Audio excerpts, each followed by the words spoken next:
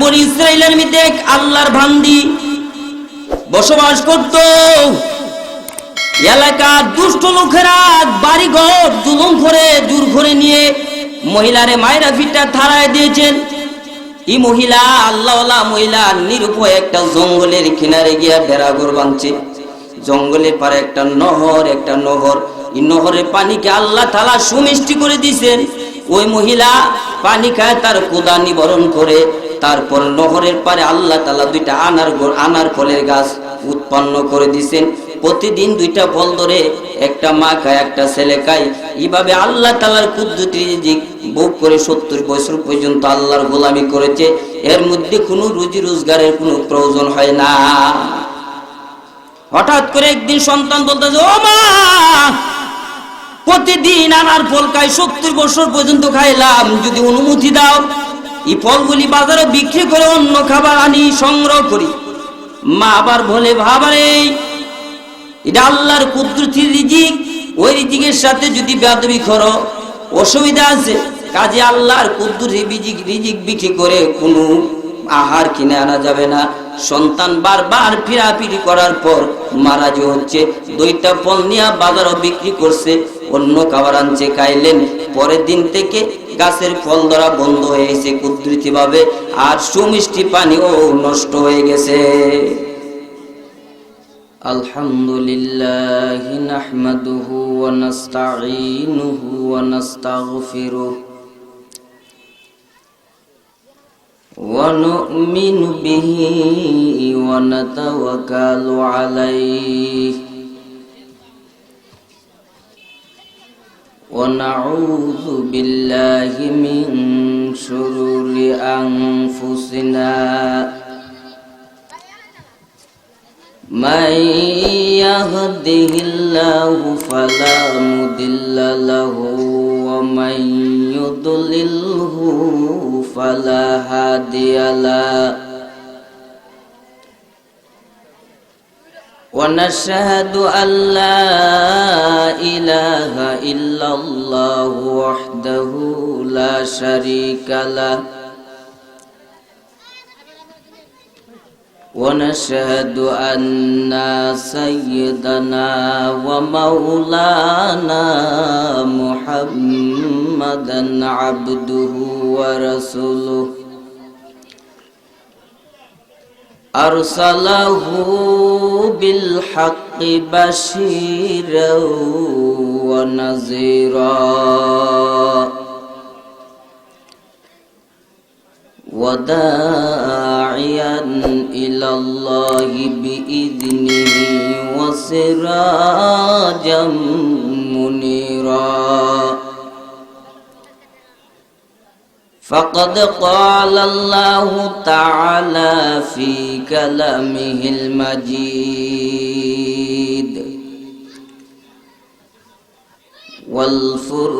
والفرقان الحميد أما بعد فأعوذ بالله من الشيطان الرجيم بسم الله الرحمن الرحيم اليوم نختم على أفواههم وتكلمنا أيديهم وتشهد أرجلهم بما كانوا يكسبون بارك الله لنا ولكم في القرآن العظيم ونفعنا وإياكم بالآيات والذكر الحكيم قال رسول الله صلى الله عليه وآله وسلم مفتاح الجنة الصلاة أول ما يحاسب به العبد يوم القيامة الصلاة أو كما قال عليه الصلاة والسلام سبحانك لا علم لنا إلا ما علمتنا إنك أنت العليم الحكيم أستغفر الله ربي من كل ذنب وأتوب إليه لا حول ولا قوة إلا بالله العلي العظيم وقال تعالى في شان حبيبه ومحبوبه ومعشوقه ومقصوده مخبرا وآمرا إن الله وملائكته يصلون على النبي يا أيها الذين آمنوا صلوا عليه وسلموا تسليما اللهم صل على سيدنا مولانا محمد وعلى آل سيدنا مولانا মুহাম্মদ নবী গো আপনার ভালোবাসায় আল্লাহর ওলি হওয়া যায়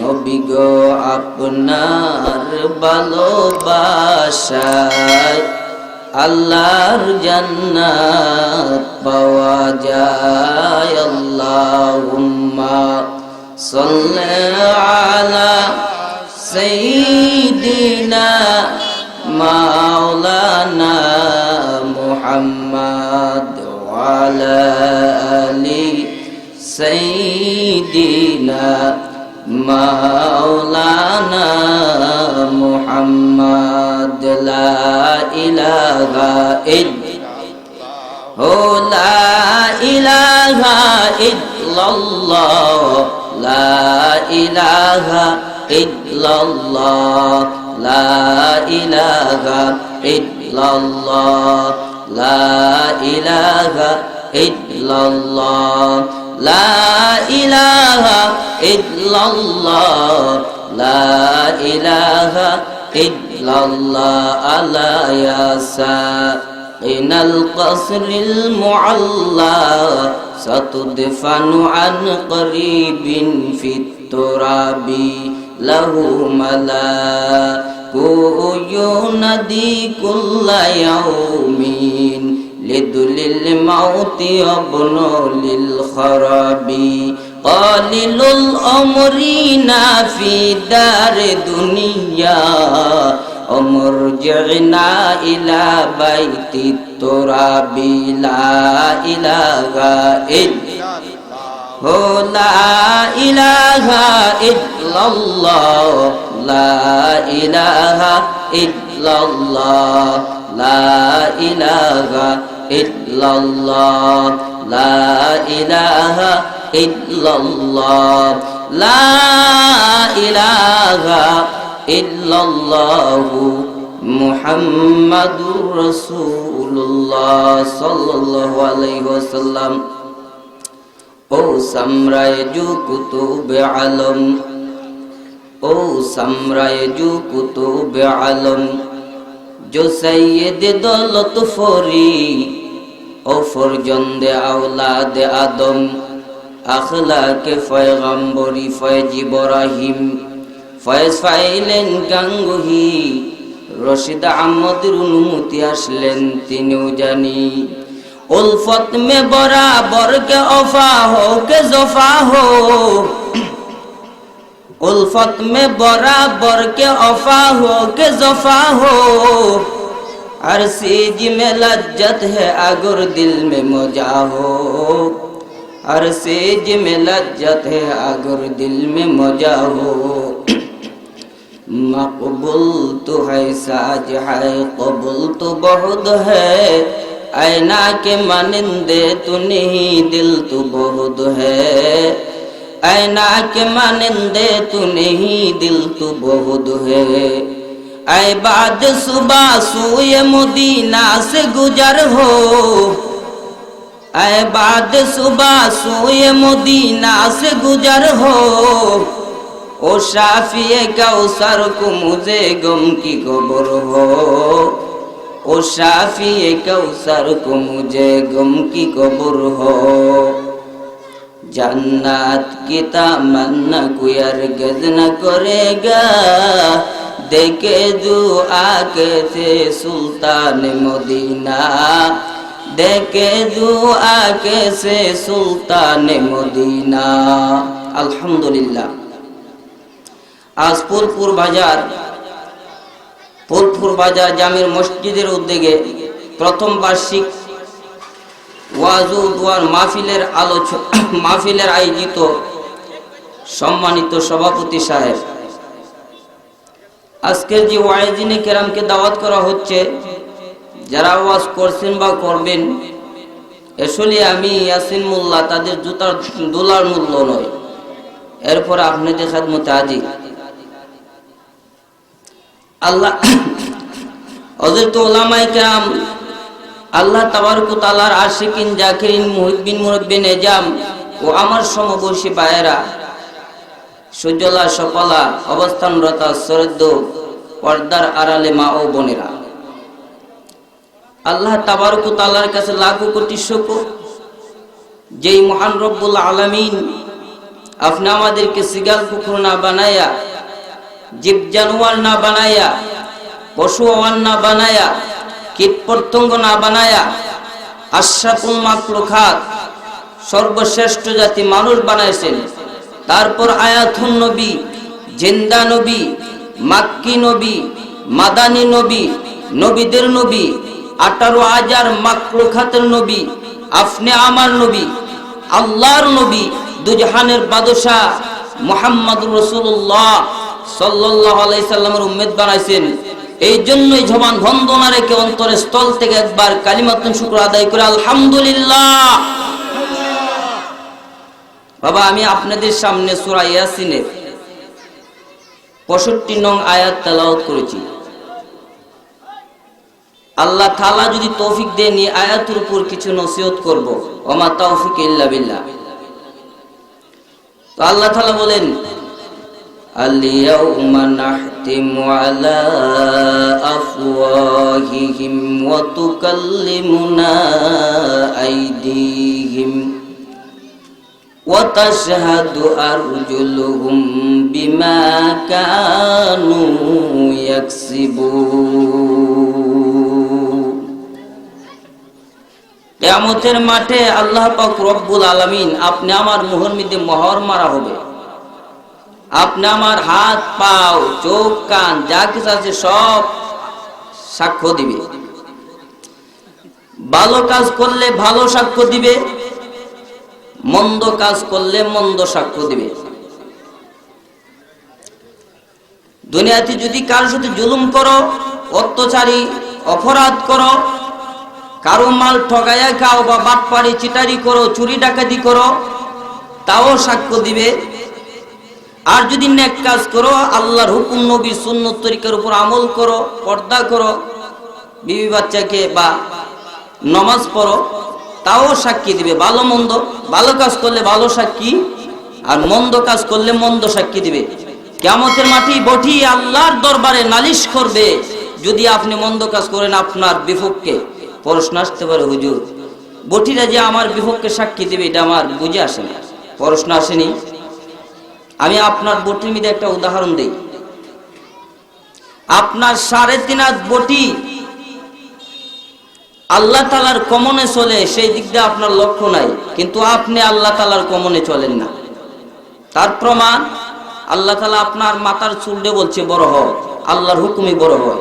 পৃথিবীর এমন বাহাদুর নেই যে বলবে মাথার চুল বড় হইস না, যদি ঠুসায় মাথাও ফাটায় ফেলায়, জহম করে ফেলায়, কিন্তু আপনার হুকুম মানবে না, আল্লাহর হুকুম ওই, অথচ আপনি দুনিয়া থেকে বিদায় হয়ে যেতে পারে।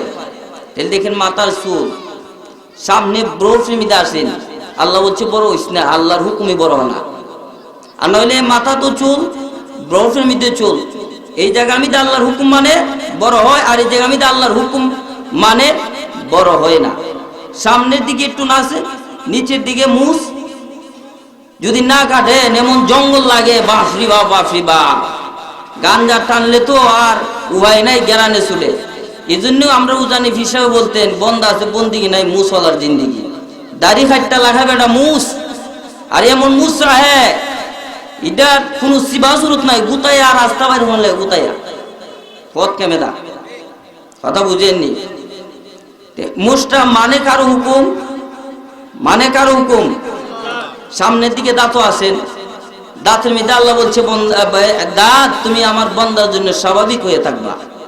তার কারণ যদি তুমি যদি বড় হও তাহলে একগুলা দেব উঠে দিয়ে আর এগুলা দেব নিচে দিয়ে। আমি যেহেতু নিজাম দুনিয়া আমি নাজ নামত বানাই রাখলাম, সোলমদ্দি বুক করতে পারতো না, এই জন্যই দাঁতও আল্লাহ একটু সামনের দিকে আসেন, দাড়ি আল্লাহ বলছে বড় হয়, আল্লাহর হুকুমই বড় হয়। তাহলে আমি এই পর্যন্ত উদাহরণটা দিলাম, আর বাকি শরীরটা দিয়ে আমার আর সময় লস করে লাভ নাই।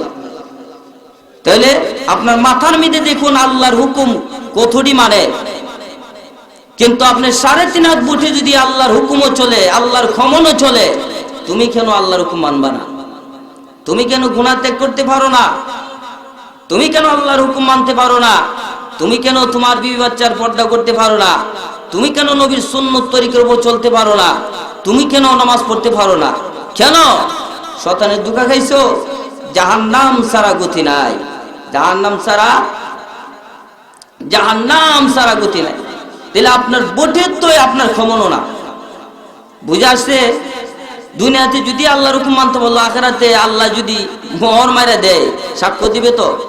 প্রথম সাক্ষী হবে জমিন। প্রথম সাক্ষী কে হবে? আল্লাহ তাআলা বলেন ইয়াউমা ইযিন তুহাদ্দিসু আখবারাহা, জমিনও যা কিছু করছে সব জমিন রেকর্ড করে রাখছে, একদিন সব কিছু প্রকাশ করে দিবে। এই জমিনের উপর যখন কোন আল্লাহর বান্দা মুমিন আল্লাহর জিকির করে আর চলাফেরা করে, এই মুমিনের জন্য জমিন থেকে আকাশ পর্যন্ত যত মাখলুকাত আছে সবাই দোয়া করতে থাকে। তার কারণ এই মুমিনের জন্য নিজাম দুনিয়াটা আল্লাহ বাঁচায় রাখছে। মুমিন যদি না থাকতো দুলিশতা করে দিত। হঠাৎ করে একদিন এই আল্লাহর মুমিন ইন্তেকাল করেছে। এখন জমিন এমন একটা কান্না দেওয়া আওয়াজ শুরু করছে, কিন্তু মানুষ আর জিন ছাড়া সবাই শুনতে পায় মুমিন বান্দার দুঃখ। আরশের মালিক আল্লাহ তাবারক ওয়া তাআলা ডাক দেওয়াল, ও জমিন কি হয়েছে, কেন তুমি কাদলদন করো? জমিন ডাক দেওয়াল, আল্লাহ এই জমিনের মধ্যে তোমার ডাক নেওয়ালা এক মুমিন কত তোমার হুকুম মানত, নামাজ পড়তো, কত জিকির, কত তোমার হুকুমের ভিতর দিয়া চলতো, আমরা কত শান্তি পাইতাম, আমরা কত আনন্দ পাইতাম আপনার গুণগান শুনলে। হঠাৎ করে জমিন থেকে বান্দাটা ইন্তেকাল করেছেন, তার দুঃখে আমি খাদি। আমার আল্লাহ ডাকদা বলে, ও জমিন তুমি সাক্ষী থাকো, ওই মুমিন বান্দার আমি আল্লাহ তাআলা বিনা হিসাবে জান্নাতে দিয়ে দিলাম। তাহলে এমন জীবন করিও না গঠন ভাই, এমন জীবনও তুমি করো গঠন যে জীবন তোমার পক্ষ থেকে সাক্ষী দিয়ে তোমাকে জান্নাতের মেহমান বানায় দে। আর এমন জীবন করিও না গঠন যে জীবন তোমার পক্ষ থেকে সাক্ষী দিয়ে তোমার জাহান্নামের মেসেঞ্জার বানায় দে। তাহলে ভালো কাজ করলে ভালো ফলাফল, মন্দ কাজ করলে মন্দ ফলাফল। নেক কাজের ফলাফল জান্নাত, আর বদ কাজের ফলাফল। সেই জন্য আল্লাহ তাআলা সূরা জিলজাল তামাম জাহানের মানব জাতির উপর নাজিল করে সতর্ক করে দিয়েছেন। কি করে দিয়েছেন? আল্লাহ তাআলা নিজে ওয়াজ করেন, বিসমিল্লাহির রহমানির রহিম ইযা যুলজিলাতিল আরদু জিলজালাহা ওয়া আখরাজাতিল আরদু আসকালাহা ওয়া ক্বালাল ইনসানু মা লাহা ইয়াউমা ইযিন তুহাদ্দিসু আখবারাহা বিআন্না রাব্বাকা আওহা লাহা ইয়াউমা ইযিন ইয়াসদুরুন নাসু আশতাতাল লিউরাউ আ'মালাহুম ফামান ইয়া'মাল মিসকালা যাররাতিন খায়রান ইয়ারাহ ওয়া মান ইয়া'মাল মিসকালা যাররাতিন শাররান ইয়ারাহ ইযা যুলজিলাতিল আরদু জিলজালাহা এই পৃথিবীতে যখন ভূমিকম্পন শুরু হয়ে যাবে, এমন ভয়ঙ্কর ভূমিকম্প যে ভূমিকম্পনের আওয়াজে মানুষের অন্তর শান্তি থাকতো না, অশান্তি ছাড়া মানুষ বেহুশ হয়ে যাবে, মাতাল হয়ে যাবে, জমিন পেটে যাবে, সম্পদগুলি অনবরত উঠতে থাকবে, মৃত্যু দেহগুলি উঠে যাবে। তখন অবস্থাটা কেমন হবে খবর আছে ভাই? তখন অবস্থাটা কেমন হবে? আল্লাহ তাআলা সূরা হজ 1 নম্বর আয়াত কানামিতে আবার বলেন, ইয়া আইয়ুহান নাসুত্তাকু রাব্বাকুম ইন্না জালজালাতাস সাআতি শাইউন আযীম।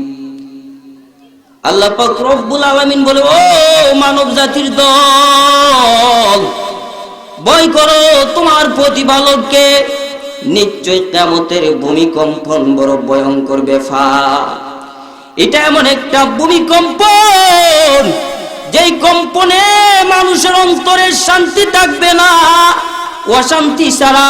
যেই কম্পনে মানুষ বেহুশ হয়ে যাবে, যেই কম্পনে মানুষ মাতাল হয়ে যাবে, যেই কম্পনে মায়েরা তার বাচ্চার কথা ভুলে যাবে, গর্ভবতী নারীরা গর্ভ খালাস হয়ে যাবে, ছোট ছোট শিশু সন্তানরা কিয়ামতের ভূমিকম্পনের ভয়ঙ্কর আওয়াজে বিরুদ্ধ হয়ে যাবে, মাটিগুলি পেটে যাবে, স্বর্ণগুলি দামি দামি সম্পদগুলি বের হয়ে যাবে, মৃত্যু দেহগুলি বের করে দিবেন।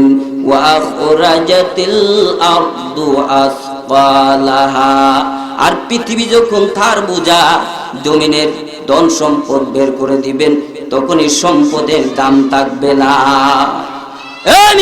যেই সম্পদের জন্য মারামারি করেছিলা, কাটাকাটি করেছিলা, ঝগড়া বিবাদ করেছিলা, বড় ভাইরে ঠগাইছিলা, ছোট ভাইয়া বড় ভাইরে ঠগাইলা, বোনরে ঠগাইলা, পরারকে দখল করে নিলা, জুলুম করলা, এই সম্পদ আজকে কিয়ামতের মাঠের দাম নাই, দাম নাই। সম্পদ আজকে কিয়ামতের ভূমিকম্পের আওয়াজের দাম নাই। মানুষের অশান্তি শুরু হয়ে যাবে। কি শুরু হয়ে যাবে? অশান্তি শুরু হয়ে যাবে। এই জন্যই আবু হুরায়রা রাদিয়াল্লাহু তাআলা আনহু হতে হাদিস বর্ণিত, আল্লাহর নবী ইরশাদ করেন, সেদিন কঠিন কিয়ামতের দিন আল্লাহ তার কলিজা টুকরা সম্পদ যখন বের করে দিবেন, তখন এই সম্পদের দাম থাকবে না, তখন এই সম্পদের দাম থাকবে না। খুনিরা গিয়ে বলবে, আল্লাহ তোমার হুকুম অমান্য করে বড়লোক হওয়ার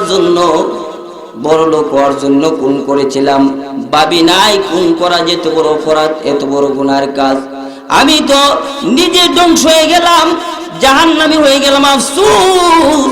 আজকে কিয়ামতের মাঠে সম্পদের কোনো দাম নাই।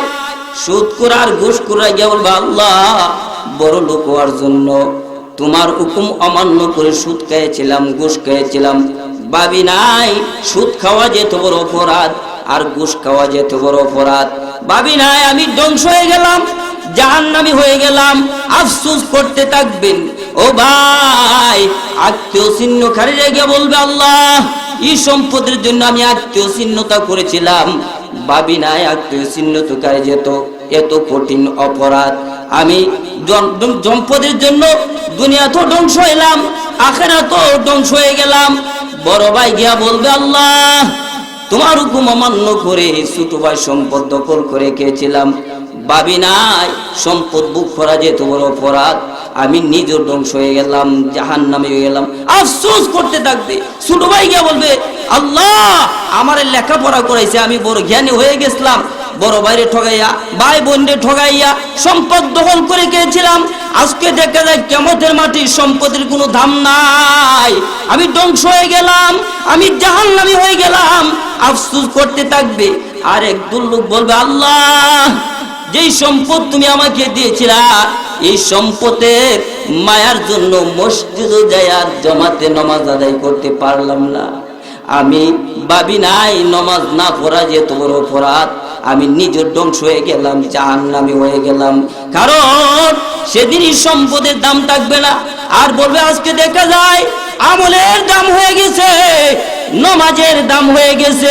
মানুষ তখন কিয়ামতের মাঠে দৌড়বে আর বলবে কি হলো, ওয়াকালাল ইনসানু মালা, কি হলো জমিনে, কি হলো জমিনে, কেন আজকে সম্পদগুলি বের করে দিয়েছে, কি হলো? তারপর আরেকটা বিপদ আল্লাহ তাআলা বলেন, ইয়াউমা ইযিন তুহাদ্দিসু আখবারাহা, জমিনে যা কিছু করেছো সব জমিন রেকর্ড করে রাখছে। আজকে কিয়ামতের মাঠে সব একটা একটা নাম ধরে, কোন মিনিটে কোন গুনাহ করেছো, কোন সেকেন্ডে কোন গালিটা দিছো, কাকে তুমি অপরাধী করছো, কাকে তুমি নির্যাতন করছো, সব কিছু জমিনে প্রকাশ করে দিবে, কোন কিছু গোপন।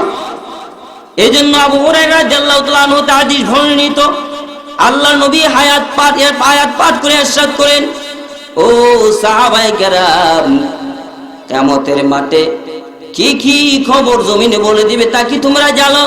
সাহাবায়ে কেরাম বলেন, ইয়া রাসূলুল্লাহ আমরা জানি না, আল্লাহর রাসূল ভালো জানেন।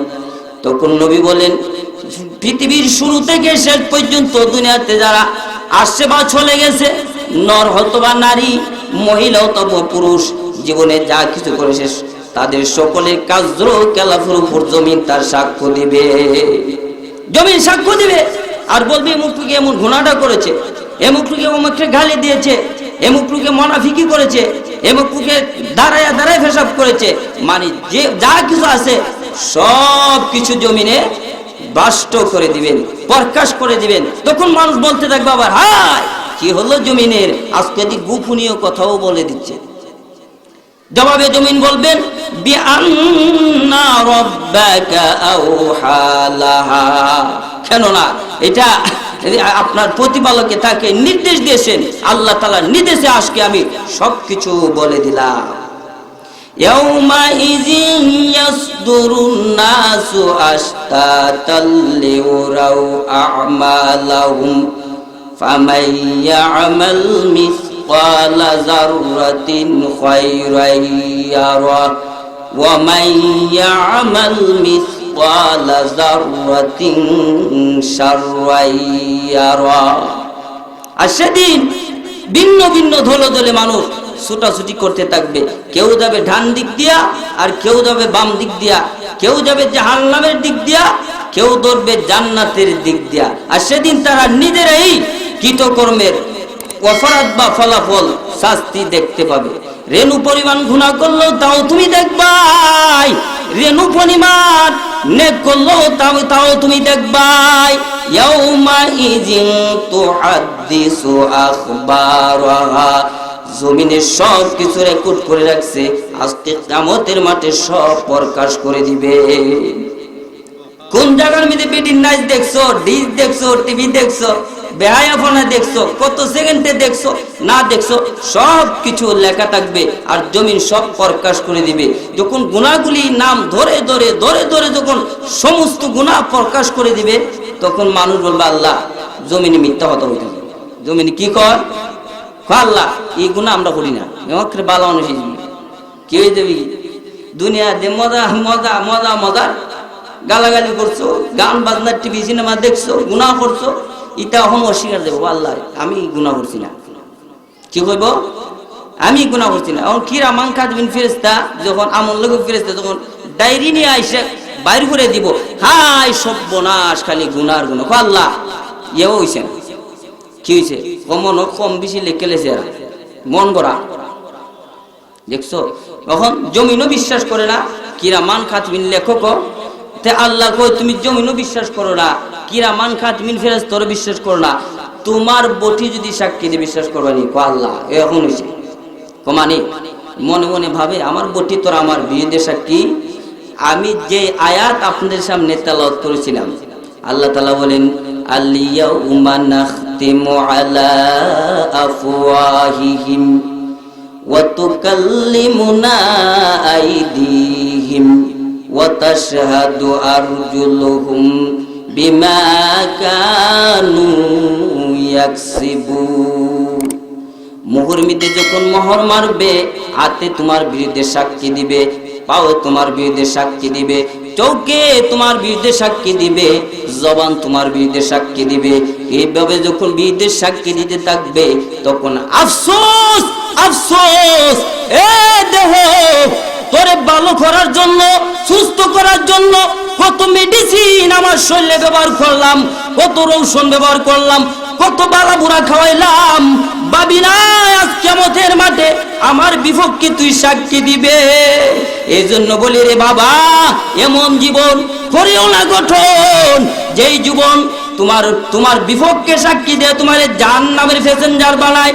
আর এমন জীবন করো গঠন যেই জীবন তোমার বানায়, এই জীবনের নাম আল্লাহর হুকুম মালা, এই জীবনের নাম নবীর সুন্নত তরিকা মালা, এই জীবনের নাম বিবি বাচ্চার পর্দা করা, অশ্লীল গুনার কাজ ছাড়া, গান বাজনা ছাড়া, ডিস ছাড়া, এই জীবনের নাম হয় 5 ওয়াক্ত জামাতে নামাজ পড়া। নামাজ পড়তে রাজি আছেন তো? রাজি আছেন? কাল হাসরের ময়দানে বটি সাক্ষী দিবে। এই আয়াতটা বুঝাবার জন্য আরো স্পষ্ট সামনে যায়, একটা উদাহরণ দিলে আরো ভালো বুঝবেন। উদাহরণটা শুনবেন তো মনোযোগ দিয়া, এর ভিতরে উঠবেন না তো, একটু লেডি আর কি। উদাহরণটা হলো দাউদ পয়গম্বরের যমুনায় বনি ইসরাইলে বলতেছে, ও দাউদ পয়গম্বর,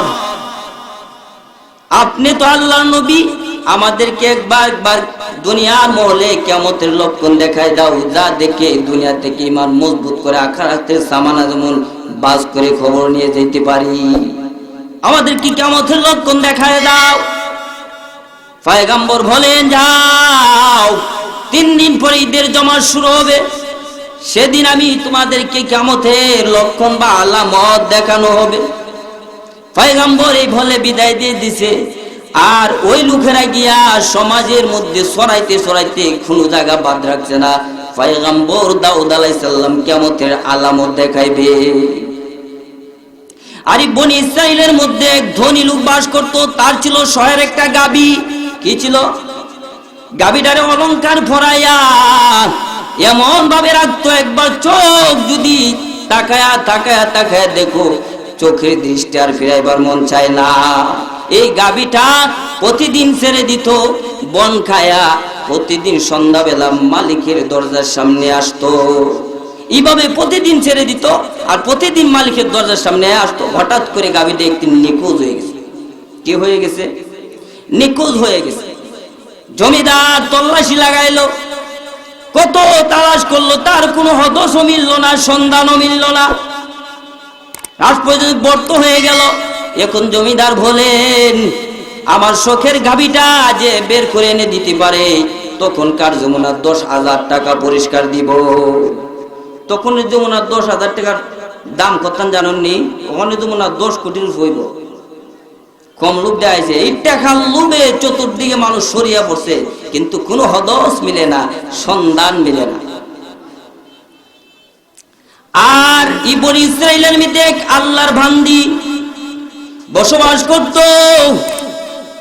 এলাকার দুষ্ট লোকেরা বাড়িঘর জুলুম করে জোর করে নিয়ে মহিলারে মায়েরা ফিটা থারায় দিয়েছেন। এই মহিলা, আল্লাহওয়ালা মহিলা, নিরুপায় একটা জঙ্গলের কিনারে গিয়া ডেরাঘর বাঁধছে। জঙ্গলের পারে একটা নহর, এই নহরের পানিকে আল্লাহ তাআলা সুমিষ্টি করে দিয়েছেন। ওই মহিলা পানি খায়, তার ক্ষুধা নিবারণ করে। তারপর নহরের পারে আল্লাহ তাআলা 2টা আনার ফলের গাছ উৎপন্ন করে দিয়েছেন। প্রতিদিন 2টা ফল ধরে একটা মা খায়, একটা ছেলে খায়। এইভাবে আল্লাহ তাআলার কুদরতি রিজিক ভোগ করে 70 বছর পর্যন্ত আল্লাহর গোলামি করেছে। এর মধ্যে কোনো রুজি রোজগারের কোনো প্রয়োজন হয় না। হঠাৎ করে একদিন সন্তান বলতেছে, ও মা, প্রতিদিন আনার ফল খাই, 70 বছর পর্যন্ত খাইলাম, যদি অনুমতি দাও এই ফলগুলি বাজারে বিক্রি করে অন্য খাবার আনি, সংগ্রহ করি। মা আবার বলে, বাবারে, এটা আল্লাহর কুদরতি রিজিক, ওই রিজিকের সাথে যদি বেয়াদবি করো অসুবিধা আছে। কাজে আল্লাহর কুদরতি রিজিক বিক্রি করে কোনো আহার কিনে আনা যাবে না। সন্তান বারবার ফিরাফিরি করার পর মারা যে হচ্ছে, 2টা ফল নিয়ে বাজারও বিক্রি করছে, অন্য খাবার আনছে, খাইলেন। পরের দিন থেকে গাছের ফল ধরা বন্ধ হয়ে গেছে কুদরতি ভাবে, আর সুমিষ্টি পানিও নষ্ট হয়ে গেছে। এখন পানি খাইলো আর ক্ষুধা মুজে না, এখন পানি খাইলো ক্ষুধা মজে না। 3 দিন পর্যন্ত চলে গেল, ক্ষুধার জ্বালা সইতে পারে না। ওই গাভীটা প্রতিদিন ওই গরিব মহিলার দরজার সামনে পড়ে থাকতেন। ওই ধনী লোকের গাভীটা স্মরণ আসেনি, গরিব লোকের দরজার সামনে এসে পড়ে থাকতেন। হঠাৎ করে 3 দিন পর বলতেছে, ও মা, তোমরা তো ক্ষুধার জ্বালা ছটফট করতেছো, আমি তোমাদের জন্য হালাল, আমাকে জব কইরা কবাব বানায় খাও। সন্তান বলতেছে, মা দেখছেন গাভী কি বলে? মা বলতেছে, বাবারে, এমনি এক কাজ করে বিপদের মধ্যে পড়ছো, আবার যদি এক কাজ করো আবার কোন বিপদ আসে, তা জব করার দরকার নাই।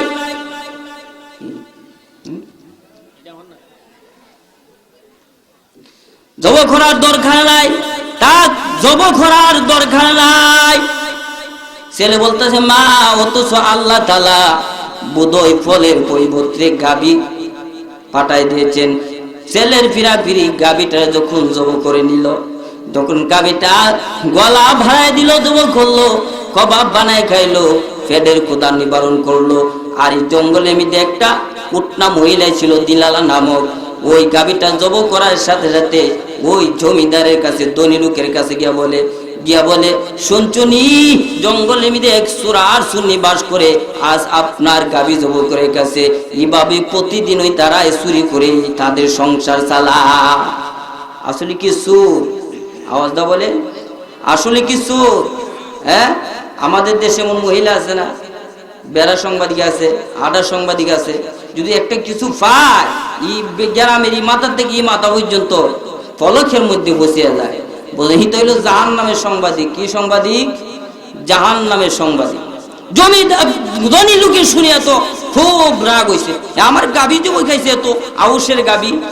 এখন ধনী লোক দৌড়াইয়া পয়গম্বর দাউদ আলাইহিস সালামের কাছে যাইয়া গিয়ে বলতেছে, ও পয়গম্বর, আপনার রাজত্ব, আপনার দেশের ভিতরে আমার গাভীটা কেন জব করে খাইলো? আপনার আদালতে বিচার দায়ের করলাম, আর আমি যেন সঠিক বিচার পাই। পয়গম্বর বলে, তা কহা। তখন পয়গম্বর কি বলছেন, এই ধনী লোকের কথা শুনে তার বাহিনীকে পাঠাই দিয়েছে মহিলারে পাকড়াও করে ধরে আনার জন্য। ওই দিক দিয়ে যখন ধনী লোক বার হয়ে গেছে, ওই দিকে আল্লাহ তাআলার ফেরেশতা জিবরাইল আলাইহিস সালাম আগমন করেছেন। আয়েশা বলে, ও পয়গম্বর, ওই যে লোকটা ছিল, এ হলো ধোঁকাবাজ, এ হলো চোর, এ হলো খুনি, এ হলো ডাকাত, ও হলো লুণ্ঠনকারী। তার কারণ হলো এই মহিলার স্বামী হলো একজন বড় ব্যবসায়ী। কাজে উনি যে ব্যবসা করতেন, বাজারও মালামাল বিক্রি করতেন, যে লাভ হতো লাভটারে 3টা ভাগ করে, 1 ভাগ আল্লাহর রাস্তা বিলায় দেয়, আরেক ভাগ নিজের প্রয়োজনে ফোরা করে, আরেক ভাগ তার স্ত্রী পুত্রের প্রয়োজনে ফোরা করে। ওইভাবে যখন সঠিকভাবে ব্যবসা করত, একদিন দেশ থেকে সিরিয়ায় রওনা দিছে ব্যবসা করার জন্য।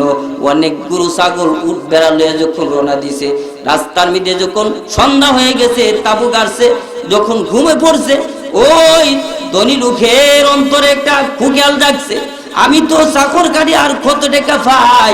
এখন যখন ধনী লোক ঘুমাইছে, সুবর্ণ সুযোগ যায়, তারে কোন করে মালামাল বেচে আমি কিছুদিনের মধ্যে বিরাট ধনী হয়ে যাব। এখন হয়েছি কুখেল করে জমিদার যখন ঘুমাইছে, এমনি তার গলার মধ্যে ছুরি লাগাই দিছে। লাগাইয়া জমিদারের কতল করে এই মালামাল মিশ্রণ বাজারে বিক্রি করেছেন। সব মালামাল বিক্রি করে বেড়া কোটি কোটি টাকার মালিক হয়ে গেছে। আর গাভীটা শুধু বেচে নাই, সাথে করে নিয়ে আসে। গাভীটা বেচে নাই, সাথে করে নিয়ে আসে। তো জিবরাইল আলাইহিস সালাম বলতেছে, ও পয়গম্বর, বিচার যে করবা বুঝিয়া করিও। আল্লাহ বলছে সঠিক বিচার করতাই। কি বিচার করতাই?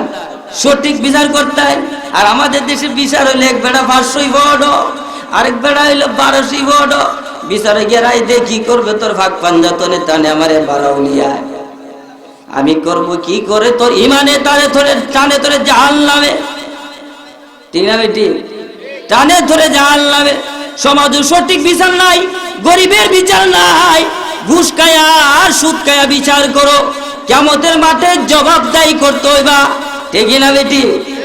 আওয়াজ দিয়ে বলেন, এই তোমার মহলের ভিতরে, মহল্লার ভিতরে অশ্লীলপনা কাজ চলছে, কত ডিস, কত গান বাজনা, বেহায়াপনার কাজ চলছে। তুমি নেতা হয়ে এসে একদিন বাধা দিলাই না, কাল আসরের ময়দানে তোমার মতো চেয়ারম্যান, তোমার মতো মেম্বার, তোমার মতো নেতারে আদালতে দাঁড়াইয়া জিজ্ঞাসা করবেন, তোমার এরিয়ার ভিতরে তুমি টাকা কারণ কেন অশ্লীল পড়ায়া কাজ চলছে, বিচার দিয়া যাও। ছুটতে যাই তার বাইনি আওয়াজটা বলেন, হ্যাঁ? আরে বিচারক ধরবো, আমি ইমামরাও ধরবো। ওই তুই যে মহল্লার মিতে ইমামতি করছিলে, খাইছো তার ঘুমাইছো, এরা যে মহল্লার মিতে গান বাজনা টিভি সিনেমা এই অশ্লীল ধরনের কাজ করতে তুই কইলে না গেলি গিয়া। এর জন্যই বলন লাগে, কথা বলে যদি দুনিয়ার থেকে বিদায় হয়ে যায় গিয়া, জলান কেউ রোধ করতে পারবে না ইনশাআল্লাহ। কথা বুঝেননি? কথা বুঝেননি? আরে বাড়ি ওলারে বলবে, তুমি যে বাড়ি ভাড়া দিছো, তুমি লক্ষ্য করে দেখছো তোমার বাড়িটা কি গুনার কাজ করলো কি না করলো, অশ্লীল কাজ করলো কি না করলো? তুমি কেন বাধা দিলা না? আজকে কিয়ামতের মাঠে জব দিয়ে যাও। কি জব দিবে? জব দেওয়ার কোনো কারণ নাই, আপনি তো এমনি এমনি জাহান্নামে যাইবা। বিচার তো সুদাও, হালাল রে বেহালাল বানানি, হক রে বেহক, আর বেহক রে হক বানানি, ন্যায় রে অন্যায়, অন্যায় রে ন্যায় বানানি। অত সুদা না। কাল হাসরের ময়দানে আল্লাহ আপনার হাদিসের মধ্যে আছে, এমন সময় 5টা প্রশ্ন করব, যেই সময় আধা তুলতে সূর্যটা থাকবে। কোন সময়? 5টা। 1 নম্বরে প্রশ্ন হইল, তুমি তোমার যে আমি জীবন দিছিলাম কোন ফলে কাটাইছো? তোমার যে জৈবন দিছিলাম 2 নম্বরে কোন পথে কাটাইছো? তোমার যে আমি মাল দিছিলাম, তুমি যে সম্পদ আয় করছো কোন পথে আয় করছো? দিয়া দাও হিসাব। যদি হন বিলে ডিস লাগাইয়া মুরের বাজারও বা বাজারের মধ্যে চালাইছিলাম, টাকা অর্জন করছি, একটাও ফিটা মাটিত পড়তো না, একটাও মাটিত পড়তো না, সব ফিটি পড়বো।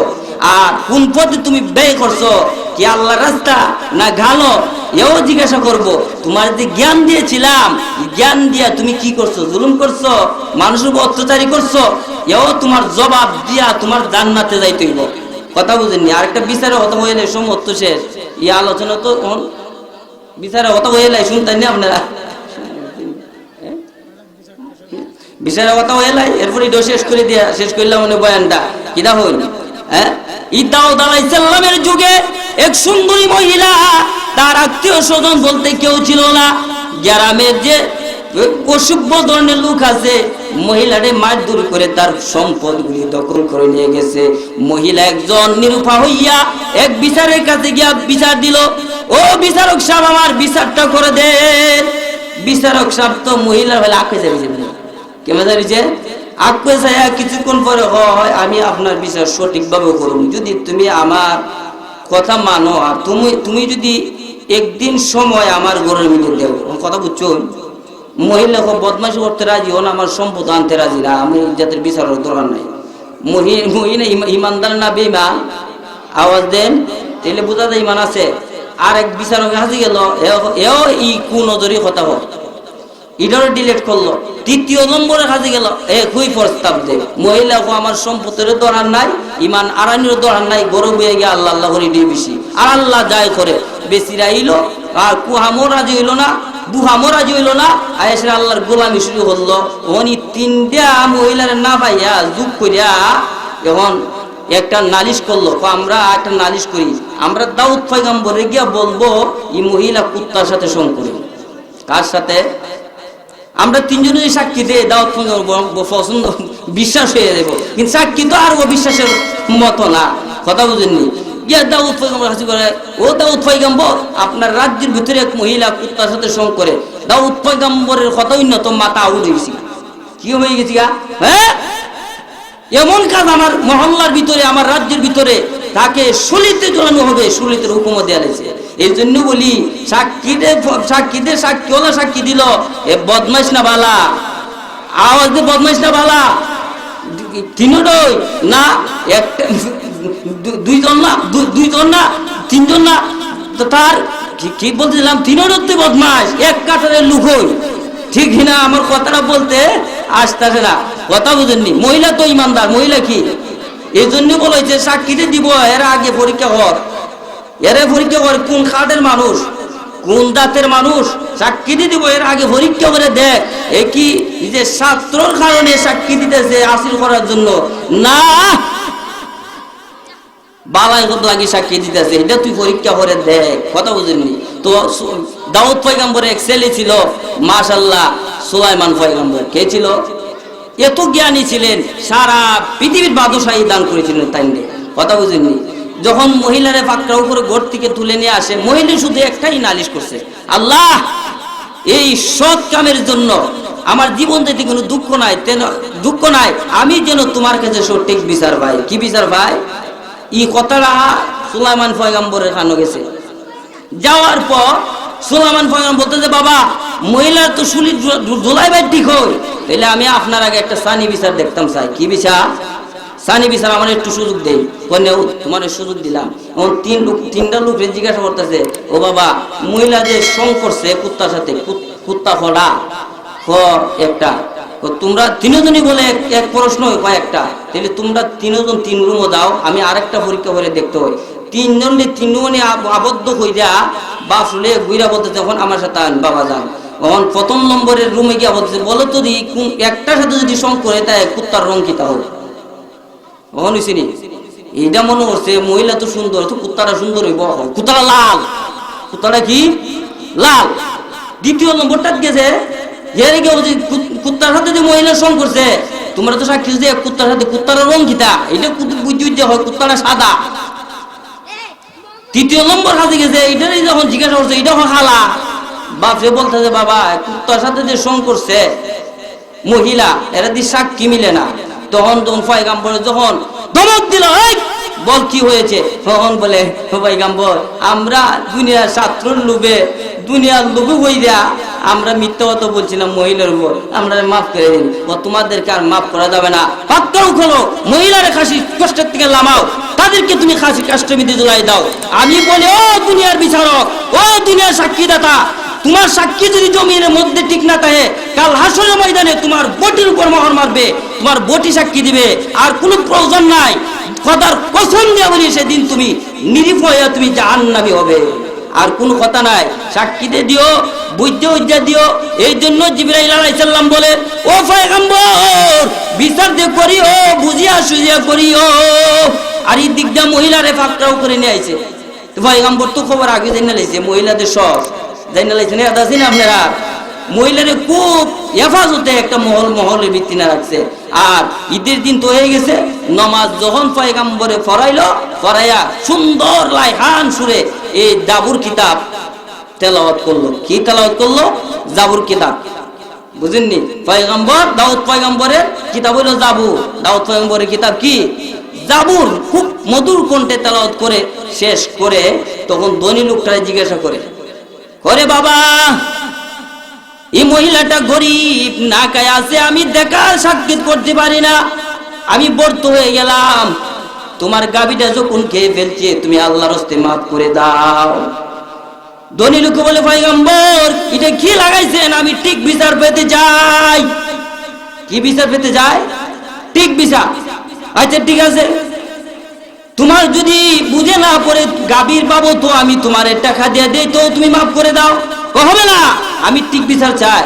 ওই মুহূর্তে জিবরাইল আলাইহিস সালাম বলে, পয়গম্বর, আল্লাহ তাআলার আদেশ হয়েছে সঠিক বিচার করতে।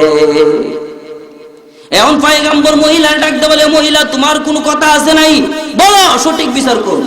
এখন মহিলা বলে, ওগো পয়গম্বর, আমার এক স্বামী ব্যবসায়িক ছিল, ব্যবসা করে এই টাকাটারে 3টা ভাগ করে 1 ভাগ আল্লাহ রাস্তা বিলাই দিতেন, আরেক ভাগ বিলাই দিয়ে আরেক ভাগ নিজের পরিবারের মধ্যে খরচ করতেন, আরেক ভাগ নিজের প্রয়োজনে পুরা করতেন। এইভাবে তিনি ব্যবসা করে আমাদের সংসারগুলি চালাইতো। একদিন দেশ থেকে বিদেশে রওনা দিয়েছেন ব্যবসা বাণিজ্যের জন্য। তিনি আর ফিরে আসেন নাই। আর এলাকার দুষ্ট লোকরা আমাকে দুর্বল পায়া বাড়ি ঘর দখল করে আমাকে তাড়াই দিয়েছে। আমি জঙ্গলের কিনারে যাইয়া একটা ঝুপড়ি ঘর বানাইয়া গোলামি করতে শুরু করে দিলাম। আল্লাহ তাআলা একটা নহর সৃষ্টি করে দিয়েছে, নহরের পানি মিষ্টি, 1 গ্লাস পানি খাইলে ক্ষুধা নিবারণ হয়ে যায়। 2টা আনার ফল গাছ, 2টা ধরে আমি খাই একটা, আমার ছেলে খায় একটা। এইভাবে পর্যন্ত আমি কুদ্দুতি রিজিক ভোগ করে 70 বছর পর্যন্ত আল্লাহর গোলামি করলাম। রুজি রোজগারের কোনো প্রয়োজন হয় না। হঠাৎ করে আমার ছেলে বলে, ও মা, এই ফল খাইতে ভালো লাগে না, ফিরাফিরি কইরা ফল বাজারে বিক্রি করে অন্য খাবার আনলো। পরের দিন থেকে ফল ধরা বন্ধ হয়ে গেল, সুস্বাদ পানির মিষ্টি নষ্ট হয়ে গেল, ক্ষুধা নিবারণ হয় না। 3 দিন পর্যন্ত উপবাস। আর এই গাভীটাই আমাদের দরজার সামনে পড়ে থাকতো। হঠাৎ করে একদিন বলে, ও মা, আমি তোমাদের হালাল, আমাকে জবাই করো, ভক্ষণ করো, তোমরা ক্ষুধা নিবারণ করো। যার কারণে আমরা জবাই করে গাভীটা কবাব বানায় খেয়ে ক্ষুধা নিবারণ করছি। এতে যদি আমার অপরাধ হয়, আমার বিচার করেন, মাথা পেতে দিলাম। এই ট্রিটমেন্ট শুনে জিব্রাইলের ট্রিটমেন্ট আর মহিলা ট্রিটমেন্ট হ্যাক হয়ে গেছে। এই ট্রিটমেন্ট শুনে তখন দলিল উঠলে বলে, এই খুনি, এই চোর, এই লুণ্ঠনকারী। এটা তো মহিলার ওকই ফাউনাটি গাইছে, তুই তো চোর, তুই খুনি, তুই লুণ্ঠনকারী। এই লোকটা বলে, পয়গম্বর, আপনি তো আজে বাজে কথা বলতেছেন, মিথ্যা বলতেছেন। আমি মিথ্যা বলি না, তুই মিথ্যা বলতেছ। এই মুহূর্তে জিব্রাইল আলাইহিস সালাম আমাকে জানাই দিছে, মোহর মিতে যখন মোহর মেরে দিল, তখন তার হাত পাও যা আছে সবকিছু সাক্ষী দিতে লাগলো। বাদ বলল, আমি জঙ্গলে মিলে হাতে বললো আমি জবাই করছি। জবানে বলল, আমি বাজারে গিয়া কথা বইয়া এই মালামাল বিক্রি করছি। ফাওয়া বললো, আমি আইটে গেছি। সোহ বলতেছে, আমি দেখতেছি। তখন পয়গম্বর বলতেছে, ও সমাজের লোকেরা, এই ধনী লোকের যত সম্পদ আছে মহিলারে রেজিস্ট্রি করে দিয়ে দাও, আর ধনী লোককে ফাঁসির কাষ্ঠ ঝুলাও, আর মহিলারে নাজাত করে দাও। এরপরে পয়গম্বর বলতেছে, ও বনী ইসরাইলের দল, দেখছো তোমরা বলছিলে কিয়ামতের লক্ষণ দেখতা, কিয়ামতের আলামত দেখতা, দেখেছো তোমরা যদি দুনিয়াতে অসৎ কাজ করো, গুনার কাজ করো, তোমরা যদি দুনিয়াতে অশ্লীল কাজ করো, আল্লাহর হুকুম না মানো, নবীর সুন্নত তরিকা না মানো, নামাজ না পড়ো, কাল আসরের ময়দানে আল্লাহ তাআলা মোহর মেরে দিবে তোমার বটি, তোমার যা কিছু আছে, তোমার সব কিছু আল্লাহর কাছে সাক্ষী দিব।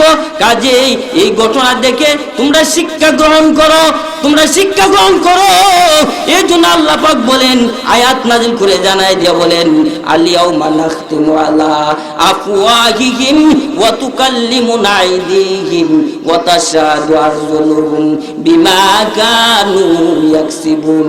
কিয়ামতের মাঠে যখন রে বাবা আপনার মুখের মধ্যে মোহর মারবে, হাতও সাক্ষী দিবে, পাও সাক্ষী দিবে, আপনার চোখকে সাক্ষী দিবে, মুখে সাক্ষী দিবে।